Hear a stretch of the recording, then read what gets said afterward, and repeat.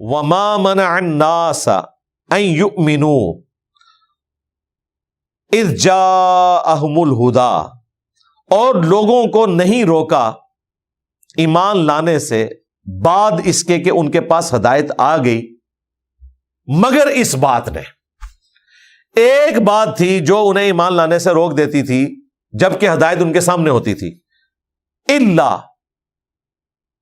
مگر یہ کہ ان قالوا ابعث اللہ بشرا رسولا، کہ وہ کہتے تھے کہ اللہ تعالیٰ نے ایک انسان کو رسول بنا دیا۔ اب دیکھیں کتنی عجیب بات ہے، دو آپشن تھے نا، یا فرشتہ رسول ہوتا یا انسان ہوتا۔ اگر فرشتہ رسول بنایا جاتا تو اللہ تعالیٰ فرماتا ہے کہ یہ پھر اسی مغالطے میں پڑ جاتے، پھر انہوں نے پتا کیا کہنا تھا، انہوں نے کہنا تھا یہ تو فرشتہ ہے، یہ تو نور ہے، نہ اس کی بیوی نہ بچے نہ کھاتا پیتا ہے، اسے کیا پتا کہ بھوک ہو تو کس تکلیف سے گزرنا پڑتا ہے۔ اتنے میڑیاں دی لسٹ تیار بیٹھی ہوئی سی۔ اللہ تعالیٰ نے فرشتوں کو پیغمبر نہیں بنایا انسانوں کے لیے، ویسے فرشتوں میں پیغمبر ہیں، اور انبیاء کے پاس بھی جو فرشتے آتے ہیں وہ بھی پیغمبر ہیں، لیکن ہماری ہدایت کے لیے جس کو پیغمبر بنایا وہ انسانوں میں سے۔ اب انسانوں میں سے بنایا تو انہوں نے کہا کہ جی انسان ہماری طرح کا، اسے بھی آپ نے رسول بنا دیا۔ ادھر تو صرف ایک بہانہ تھا نا، لیکن باقی سارے بہانے ایڈریس ہو گئے کہ انسان ہی انسان کے لیے آئیڈیل ہو سکتا ہے۔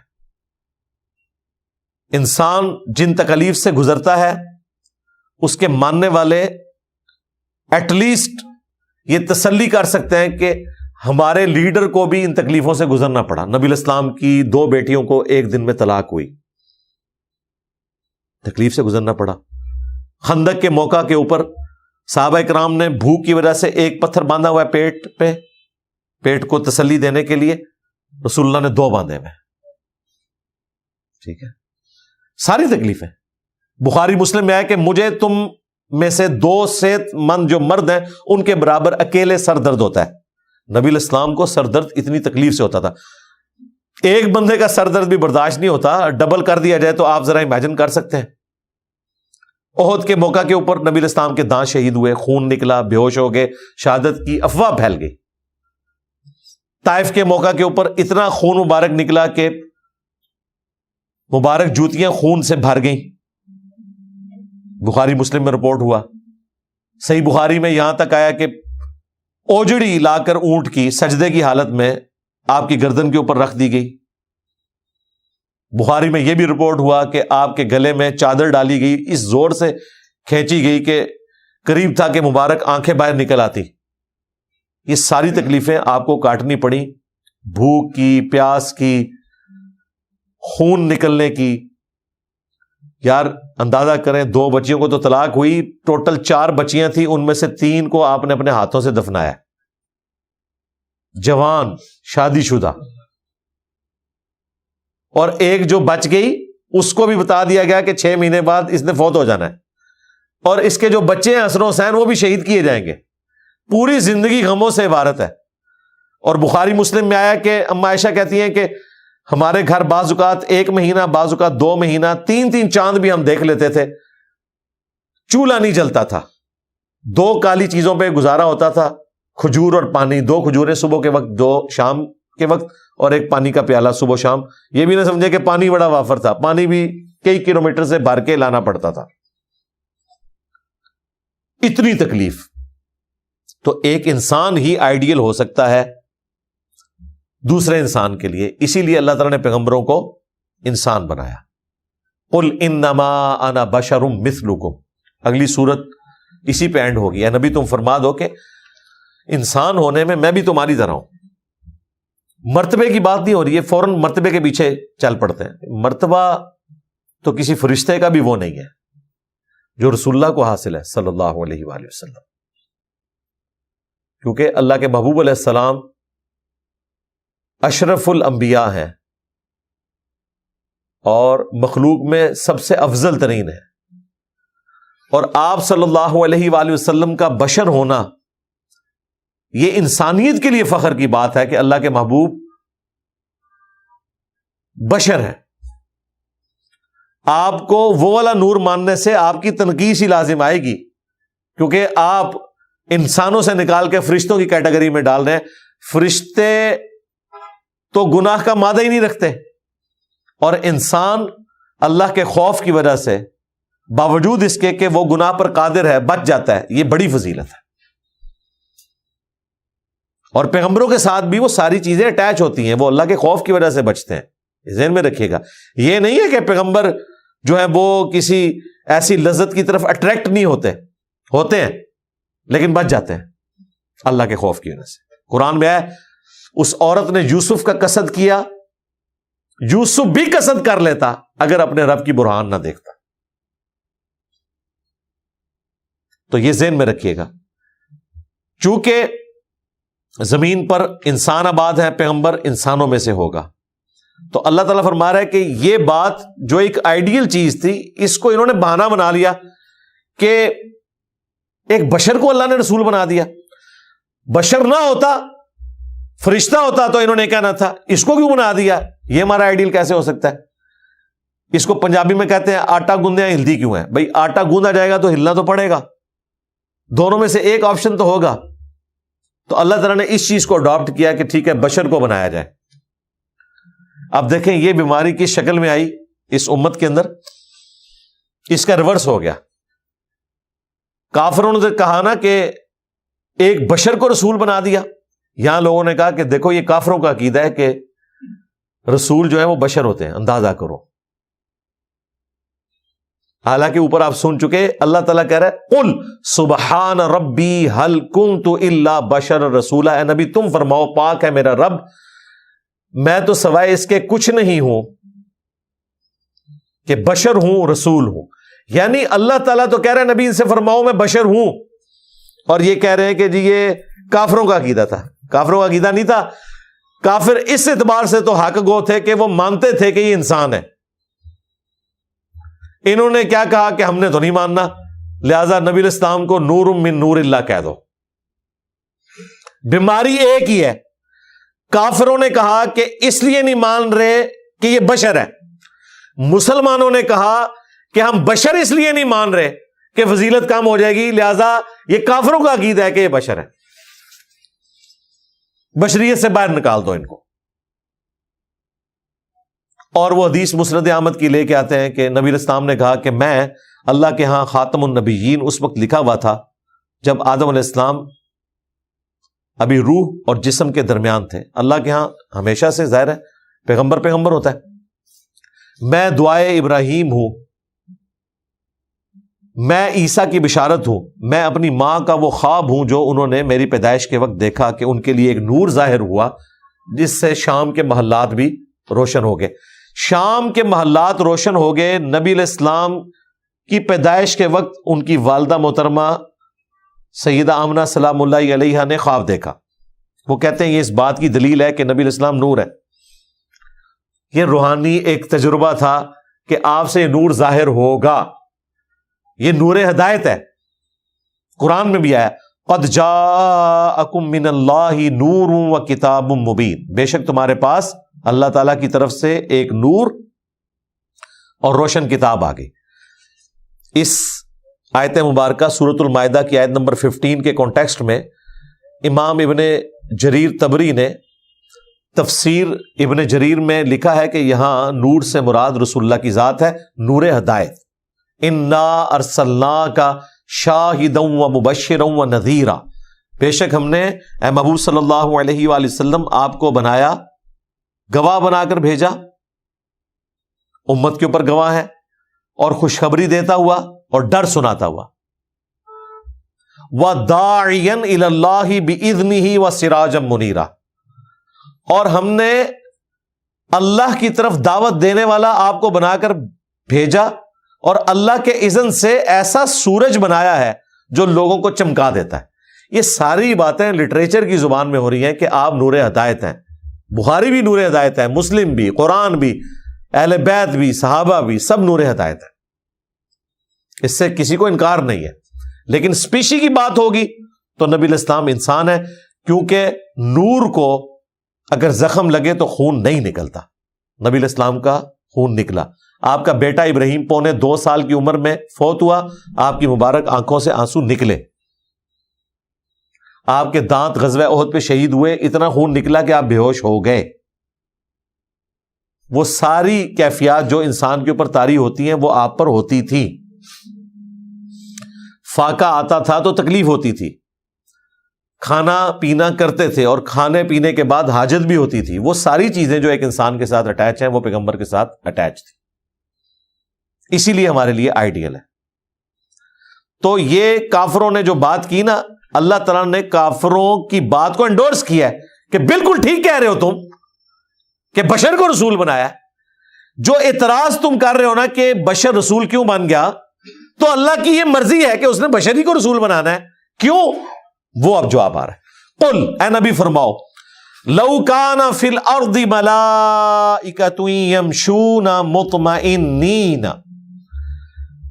اے نبی ان سے فرماؤ کہ اگر زمین پر فرشتے آباد ہوتے اور وہ اطمینان سے چل پھر رہے ہوتے، لنزلنا علیہم من السماء ملکا رسولا، تو ضرور بالضرور ہم آسمان سے فرشتے کو رسول بنا کر نازل کرتے۔ یعنی زمین پر اگر فرشتے آباد ہوتے تو فرشتوں میں رسول آتا۔ اب یہ بالکل کلیئر ہو گیا۔ اس کے بعد بھی اگر کسی کی عقل کام نہیں کرتی اور وہ بضد ہے کہ نبی علیہ السلام کو ہم نے بشر نہیں ماننا، تو مسلمان نہیں ہے۔ ایون جو لوگ نور ثابت کر رہے ہیں نا، وہ بھی یہ نہیں کہتے کہ ہم بشر نہیں مانتے، وہ کہتے ہیں بشر بھی ہیں، نور بھی ہیں۔ بالکل بشر ہونے کا انکار کرنا تو کفر ہے۔ نور بھی ہے لیکن نور وہ والا نہیں ہے 2 in 1 کہ فرشتے والی صفت بھی ہو اور انسان والی صفت بھی ہو، نہیں۔ وہ فرشتے ہیں جو کھانے پینے سے، سونے سے، ہر چیز سے بے نیاز ہیں۔ انسان کے ساتھ یہ چیزیں اٹیچ ہیں۔ وقتی طور پہ، موزانہ طور پہ ہو سکتا ہے، جس طرح بخاری مسلم میں حدیث ہے، نبی علیہ السلام ایک روزہ افطار کیے بغیر اگلا روزہ رکھ لیتے تھے۔ آپ کو اللہ نے طاقت دی تھی۔ صحابہ کرام نے سنت پہ عمل کرنے کی کوشش کی تو بے ہوش ہونا شروع ہو گئے، تو آپ علیہ السلام جلال میں آئے، آپ نے فرمایا ایکم مثلی، تم میں سے کون ہے جو میری مثل ہو؟ میرا رب مجھے کھلاتا بھی ہے اور پلاتا بھی ہے۔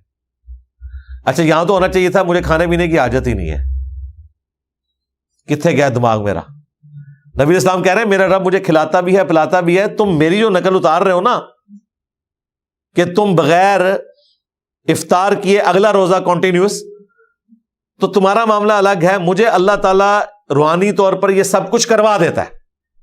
اس کا مطلب ہے نبی علیہ السلام کے ساتھ یہ چیز اٹیچ تھی، کھانے پینے کی آپ کو ضرورت تھی۔ آپ نے یہ نہیں کہا کہ مجھے کھانے پینے کی حاجت نہیں ہے۔ اور ایکم مثلی کہہ کے یہ بھی بتا دیا کہ میں عام انسانوں کی طرح نہیں ہوں۔ یہ بہت بڑا جھوٹ بولا جاتا ہے کہ جی یہ لوگ رسول اللہ کو عام انسان مانتے ہیں۔ جو نبی علیہ السلام کو عام انسان مانے وہ تو کافر ہے، نعوذ باللہ۔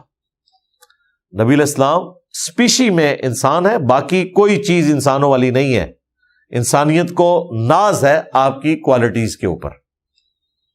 بخاری مسلم میں آیا، نبی صلی اللہ علیہ وآلہ وسلم اپنی ان 2 مبارک آنکھوں سے پیٹھ کے پیچھے بھی دیکھ لیتے تھے۔ الفاظ ہیں کہ نماز کی حالت میں خشوع خضوع سے کھڑے ہوا کرو، اللہ کی قسم میں اپنی پیٹھ کے پیچھے تمہیں دیکھ رہا ہوتا ہوں۔ یعنی نبی علیہ السلام نماز پڑھاتے تھے نا، اگر پیچھے کوئی صحابی داڑھی کے ساتھ کھجلی کر رہا ہے یا کوئی اس طرح کی ایکٹیویٹی کر رہا ہے تو حضور کو نظر آ رہا ہوتا تھا۔ اب یہ اسپیشل پروٹیکشن تھی کہ آپ کی یہاں پہ آنکھ نہیں تھی پیچھے، لیکن آپ کو پیچھے بھی نظر آتا تھا۔ ہمیں تو بس اس سے آگے نہیں نظر آتا 180 تک، نبی علیہ السلام کو 360 نظر آتا تھا۔ اس کا مطلب ہے آپ عام انسان نہیں تھے۔ بخاری مسلم میں ہے، نبی صلی اللہ علیہ وآلہ وسلم کے مبارک پسینے سے خوشبو آتی تھی اور صحابہ کرام اسے عطر کے طور پر استعمال کرتے تھے۔ تو عام انسان تو نہیں تھے۔ بخاری مسلم میں ہے کہ صلح حدیبیہ کے موقع پر آپ کے مبارک ہاتھوں کی انگلیوں سے ایک پیالے میں ہاتھ رکھنے سے پانی کے ایسے چشمے جاری ہوئے کہ 1500 صحابہ نے وہ پانی پیا،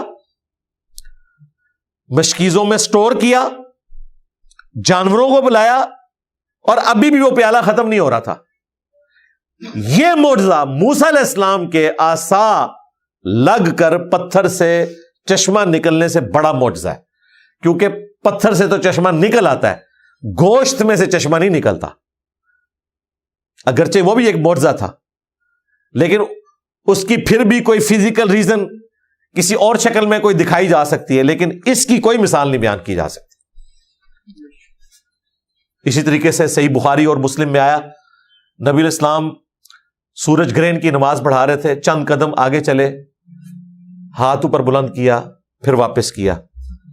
نماز کے بعد صحابہ کرام نے پوچھا کہ یا رسول اللہ، آج آپ نے نماز میں ایسا عمل کیا جو ہم نے پہلے نہیں دیکھا۔ وہ اس لیے پوچھ رہے تھے کہ یہ بھی کوئی نماز کا حصہ ہے۔ آپ نے فرمایا یہ میرے ساتھ خاص ہے، مجھے اللہ تعالیٰ نے جنت دکھائی، اس زمین پر وہ جنت جو 7 آسمانوں کے اوپر ہے، اور وہاں میں نے انگوروں کا ایک درخت یا بیل دیکھی، اس کا ایک خوشہ لٹک رہا تھا، میں نے ارادہ کیا کہ اسے تمہارے لیے توڑوں۔ اب مجھے بتائیں، ایک شخص جو زمین پہ کھڑا ہے 7 آسمانوں کے اوپر، اسے اللہ تعالیٰ وہ خوشہ دکھا رہا ہے اور وہ اسے توڑنے بھی لگا ہے، تو یہ پھر عام ہاتھ تو نہیں ہے نا، عام آنکھیں تو نہیں ہے نا۔ پھر کہتے ہیں کہ میں نے ارادہ ترک کر دیا، کیونکہ اللہ تعالیٰ نے جنت کی نعمتوں کے اوپر پردہ رکھا ہے، اور اگر میں تمہارے لیے توڑ لیتا تم ہمیشہ اسے کھاتے رہتے، کیونکہ جنت کو موت نہیں ہے، جنت میں آپ کوئی چیز بھی کھائیں گے دوبارہ اگائے گی۔ موت ایسی ذبح ہوئی ہے کہ نہ صرف آپ کو موت نہیں آنی بلکہ جو نعمتیں ہیں ان کو بھی موت نہیں آنی۔ اگر انہیں بھی موت آتی تو جنت میں آپ کو پھر محنت کرنی پڑتی، درخت اگانے پڑتے ہیں، اللہ تعالیٰ نے جنت میں سے موت ختم کر دی ہے۔ تو یہ نبی علیہ السلام کو اللہ تعالیٰ نے غیر معمولی صلاحیت دی تھی، آپ کے ساتھ بہت ساری چیزیں ایسی اٹیچ تھیں۔ واللہ یعصمک من الناس، اللہ تعالیٰ لوگوں سے آپ کی حفاظت فرمائے گا۔ جب یہ آیت نازل ہوئی تو نبی علیہ السلام نے باڈی گارڈ رکھنے چھوڑ دیے تھے۔ پہلے نبی علیہ السلام کے باڈی گارڈ تھے، صحابہ کرام پہرا دیتے تھے، ظاہر ہے دنیا کو اللہ نے اس باب کے ساتھ جوڑا ہے۔ جب یہ آیت نازل ہوئی نا کہ ہم آپ کی اسپیشل پروٹیکشن کریں گے، نبی علیہ السلام نے پھر اس کو بھی چھوڑ دیا۔ پھر اللہ تعالیٰ نے کیا کیا معاملہ ظاہر کیا ہے، کس کس موقع کے اوپر اپنے نبی کو بچایا ہے، وہ آپ سیرت کے اندر اتنے واقعات آپ کو ملیں گے۔ بخاری میں حدیث ہے، نبی علیہ السلام درخت کے نیچے آرام کر رہے تھے، آپ کی تلوار لٹکی تھی، ایک عرابی آیا، اس نے وہ تلوار نبی علیہ السلام کے اوپر سونپ دی کہ تجھے اب میرے ہاتھوں سے کون بچائے گا؟ آپ نے کہا اللہ بچائے گا۔ کانفیڈنس لیول دیکھیں جی، ایسا روب طاری ہوا، اس نے تلوار وہیں پھینک دی۔ تو یہ اللہ تعالیٰ کی ایک غیبی تائید تھی۔ پھر بخاری مسلم میں آئے کہ 12,000 کا لشکر تھا نبی علیہ السلام کے ساتھ غزوہ حنین کے موقع پر۔ ایک تکبر کا جملہ نکل گیا چند اصحاب کے زبان سے کہ ہم بدر میں 313 تھے، غالب آئے، آج تو 12,000 ہیں، قبیلہ حوازن تو شاہی کوئی نہیں۔ بس اللہ تعالیٰ نے ایسا ناپسند فرمایا، سورہ توبہ میں آیا کہ پھر تمہیں بھاگنے کی جگہ نہیں ملی۔ 12,000 کا لشکر بھاگ گیا، صرف 80 بندے رہ گئے نبی اسلام کے ساتھ، اور اس میں بھی بنو ہاشم جو آپ کے خاندان کے لوگ تھے وہ پیش تھے، جو آپ کے ساتھ تھے۔ آپ کے چچا زاد تھے ابو سفیان بن حارث، آپ کے چچا تھے ایک حارث، ان کے وہ بیٹے تھے۔ انہوں نے نبی علیہ السلام کے خچر کی مہار پکڑی اور وہ آگے بڑھ رہے ہیں کافروں کی طرف۔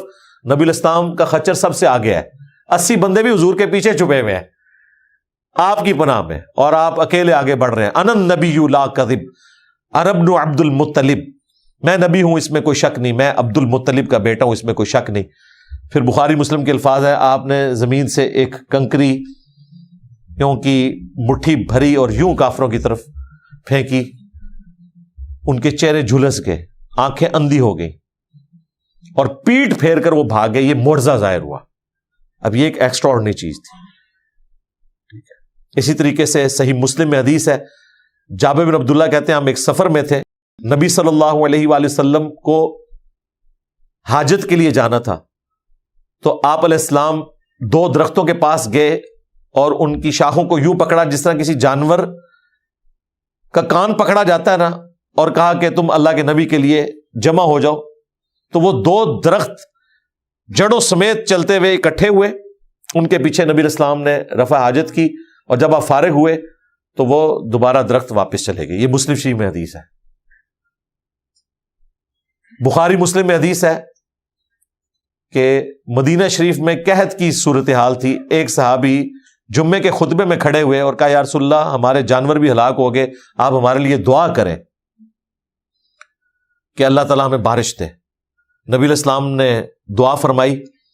صحابہ اکرام کہتے ہیں ہم جاتے ہوئے دھوپ میں گئے تھے, واپسی پر بارش ہو رہی تھی اور اتنی بارش ہوئی کہ پورا ہفتہ بارش ہوتی رہی, حتیٰ کہ اگلے جمعے میں وہی شخص دوبارہ کھڑا ہوا. اس نے کہا یا رسول اللہ بس بہت بارش ہو گئی, اب آپ دعا یہ کریں کہ صرف ہماری زمینوں پر بارش ہو, ہمارے گھر ٹپکنے شروع ہو گئے. بخاری کے الفاظ ہیں, نبی علیہ السلام نے چہرہ اقدس اوپر اٹھایا اور یوں انگلی سے اشارہ فرمایا تو وہ بادل چھٹنا شروع ہو گئے اور مدینہ شریف کے رہائشی علاقے سے دور ہو گئے. پہلے یہ ہوتا تھا نا کہ رہائشی علاقے سینٹر میں ہوتے تھے, سائڈ پہ زمینیں ہوتی تھی. یہ معجزہ ظاہر ہوا. اسی طریقے سے بخاری مسلم میں حدیث ہے, حضرت ابو ہریرہ رضی اللہ تعالیٰ عنہ نے شکایت کی, یا رسول اللہ آپ سے سنتا ہوں, کچھ چیزیں یاد رہتی ہیں, کچھ بھول جاتا ہوں, میرے لیے دعا فرمائے. آپ نے فرمایا چادر اپنی بچھا. چادر زمین پر بچھائی. نبی علیہ السلام نے بس ہوا میں یوں کیا اور اس چادر میں یوں رکھا اور فرمایا اسے اپنے سینے سے لگا لو. سینے سے لگایا. وہ کہتے ہیں اللہ کی قسم اس کے بعد میں کوئی چیز جو رسول اللہ سے سنتا تھا کبھی نہیں بھولا. آپ کو یاد نہیں رکھنی پڑتی تھی, یہ معجزہ تھا نبی علیہ السلام نے. اب یہ جو معجزات میں بھی ما فوق الفطرت یا ما فوق الاسباب اور ما تحت الاسباب کی بات کرتے ہیں, کریمنگ پاور کسی کو دینا یہ تو اسباب میں بھی داخل نہیں ہے, یہ اللہ تعالیٰ نے معجزہ ظاہر کیا. اسی طریقے سے بخاری مسلم میں آیا کہ شروع میں نشانی کے طور پر نبی صلی اللہ علیہ وآلہ وسلم نے مشرکین عرب کے لیے اللہ کے حضور جب دعا کی تو ہیرا پہاڑ کے دائیں اور بائیں چاند کے 2 ٹکڑے ہو گئے. اور یہ وہ معجزہ ہے جو قرآن میں بھی سورۃ القمر کے سٹارٹ میں ذکر ہوا ہے کہ قریب آ گئی قیامت اور چاند 2 ٹکڑے ہو گیا. دلائل النبوہ امام بیہقی کی کتاب ہے جس میں یہ سارے معجزات ایک جگہ جمع ہوئے ہیں جو بخاری مسلم باقی کتابوں میں آئے ہیں. اور مشکات کی 3ری جلد میں اگر آپ چلے جائیں نا تو جتنے میں نے آپ کو معجزات سنائے ہیں نا یہ سارے وہاں موجود ہیں, کوئی مسنگ نہیں ہے, اس سے زیادہ ہیں. کئی واقعات ہیں بخاری مسلم میں جو مشکات کی 3ری جلد میں آپ کو اس چیپٹر میں ملیں گے کہ 10 بندوں کا کھانا تھا, نبی علیہ السلام نے دعا فرمائی, اپنا لعاب دہن ڈالا, 300 بندہ کھا گیا, سالن بھی اتنا ہے, اور جو آٹا گوندا گیا تھا جس میں سے روٹیاں نکالی جا رہی تھی بس نبی علیہ السلام نے کہا اس سے پردہ نہیں ہٹانا, وہ اتنے کا اتنا رہا. صحیح بخاری میں حدیث ہے, عبداللہ ابن مسعود کہتے ہیں ہم نے نبی علیہ السلام کے ساتھ کئی دفعہ اس حال میں کھانا کھایا ہے کہ ہم جب نوالا منہ میں ڈالتے تھے تو نوالے سے ہم تسبیح کی آواز سنتے تھے. یعنی آپ اندازہ کریں کہ کیا کیفیت ہوگی صحابہ کرام کی کہ ایک بندہ نوالا کھانے لگا اور اس میں سے سبحان اللہ و بحمدہ سبحان اللہ العظیم کی آواز آ رہی ہے, تو زندہ نوالا ہی آپ کھا رہے ہیں قسم کا. اچھا یہ وجہ تھی کہ صحابہ کرام کا ایمان اس بڑے لیول کا تھا کہ پھر انہوں نے دنیا کو 3 طلاقیں دے دی تھی. ان کے سامنے آپ سمجھ لیں کہ اللہ تعالیٰ نے رسول اللہ کی ذات کی شکل میں ساری چیزیں سامنے ظاہر کر دی تھی. اب انہیں کسی چیز کی ضرورت نہیں تھی, ان کے ایمان کو کوئی متزلزل نہیں کر سکتا تھا. آخرت کے حوالے سے یہ ہو سکتا تھا کہ کبھی دنیا کی محبت میں مغلوب ہو جائیں کوئی, لیکن وہ والا معاملہ ان کے ساتھ نہیں ہوا جو کمیٹڈ ساتھی تھے. اسی لیے حضور نے کہا تھا مجھے تم سے یہ خطرہ نہیں کہ تم میرے پاس شرک کرو. ہاں یہ خطرہ ہے, بخاری مسلم کے الفاظ ہیں کہ دنیا کے مال میں پھنس جاؤ گے اور دنیا کی مال کی محبت میں ایک دوسرے کو قتل کرو گے اور تم بھی تباہ و برباد ہو جاؤ گے جس طرح اگلے. یعنی یہ گریجولی کام ہوگا. شرک کی مجھے امید نہیں ہے, لیکن دنیا کی محبت, مال کی محبت یہ ہوگا, اور وہ ہم نے دیکھا. پھر وہ سٹارٹ ہوا ہے جنگ جمل صفین نہروان سے اور اینڈ کربلا کے اوپر, اور امت 2 ٹکڑے ہو گئی. وہ سارا کچھ ہو بھی گیا, لیکن نبی اسلام کو یہ کانفیڈنس تھا کہ یہ امت اب اس حوالے سے اپنا قبلہ درست رکھے گی. نبی اسلام کے جو جانسار ساتھی, جن لوگوں نے صرف نبی اسلام کی مبارک ذات کو ایک قبائلی لیڈر کے طور پر ایکسپٹ کیا تھا اور قریش کے غلبے کو انہوں نے سمجھا کہ یہ ایک وار لارڈ کا قبضہ ہو گیا پورے عرب کے اوپر, وہ ایمان لے آئے. ان کا ایمان کنوکشن والا نہیں تھا, انہوں نے ایک سردار کی جیت کو ایکسپٹ کر لیا تھا. اذا جاء نصر اللہ والفتح ورأیت الناس يدخلون فی دین اللہ افواجا. وہ پھر فوج در فوج دین میں داخل ہوتے چلے گئے. اب ظاہر ہے فوج در فوج ہوئے, کئی لوگوں کو اللہ نے بعد میں استقامت بھی دے دی, ایمان پر مکمل وہ ٹک گئے, لیکن کئی لوگ ایسے تھے کہ جنہوں نے پھر بعد میں رسول اللہ کی وفات کے بعد کفر کا راستہ اختیار کیا, مسلمہ کذاب کے ساتھ مل گئے, منکرین زکوٰۃ بن گئے, مرتدین ہو گئے. لیکن جو جانسار ساتھی تھے, جو شروع سے لے کے اینڈ تک اٹیچ رہے, ان میں سے کسی بندے نے رسول اللہ کی دعوت نہیں چھوڑی. یہ ہمارا چیلنج ہے کہ ہمیں کوئی ایک بندہ ایسا بتاؤ جو رسول اللہ کے ساتھ شروع سے اٹیچ ہو اور مرتے دم تک اٹیچ رہا, اور وہ حضور کے بعد مرتد ہو گیا ہو کہ یہ سارا فراڈ تھا. نیور. یہ اس بات کا ثبوت ہے کہ نبی الاسلام کے کریکٹر میں کوئی جھول نہیں تھا.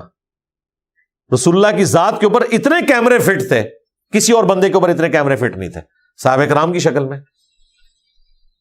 یہ جتنے مرتد ہوئے یہ وہ لوگ ہیں جنہوں نے قریش کے سردار کا, بنو ہاشم کا غلبہ ہونے کی وجہ سے اسلام قبول کیا, اور چونکہ وہ قبیلے کا سردار پیغمبر بھی تھا تو مجبوراً انہیں کلمہ بھی پڑھنا پڑا.